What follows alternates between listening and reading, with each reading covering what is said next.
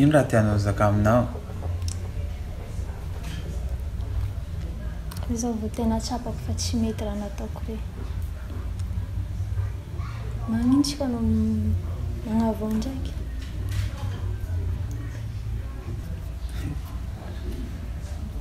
Hitanao?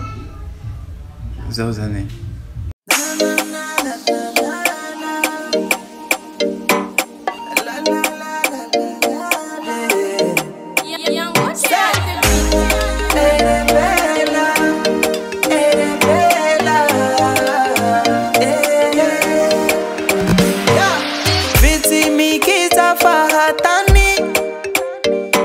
Malahelo matuahita na mtumangiu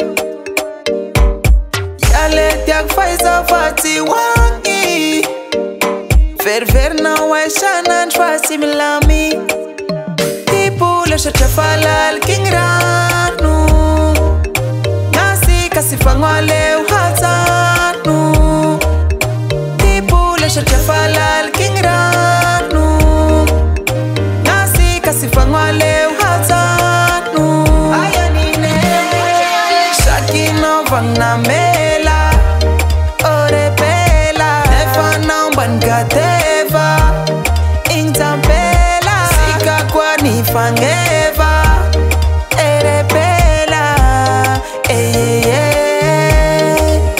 Leza kaufe ana usini afampu, tatera ikunga nonga shitapu, ngirani la kusini azukuwa, faneza kahu. Mete sapana Tipu le shachafalal kingranu Nasi kasifangwale uhatanu Tipu le shachafalal kingranu Nasi kasifangwale uhatanu Ayanile Shakina vana mela Ore pela Nefa naomban gateva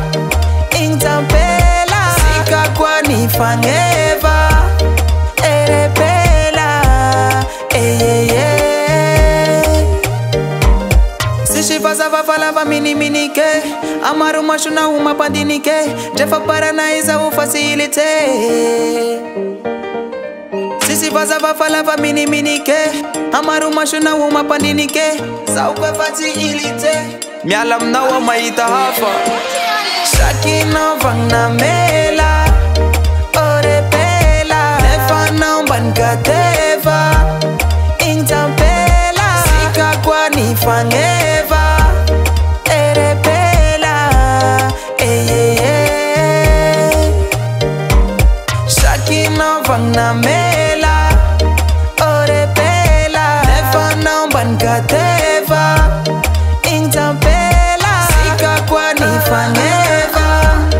Ere pela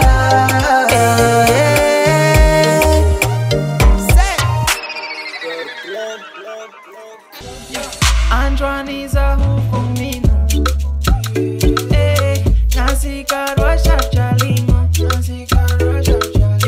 Naheri lwaza mtulitulike Feti fangahina ushwashwale mahabutike Fashwa tungtung nifitiapa kwa mina ukaenga Saka enga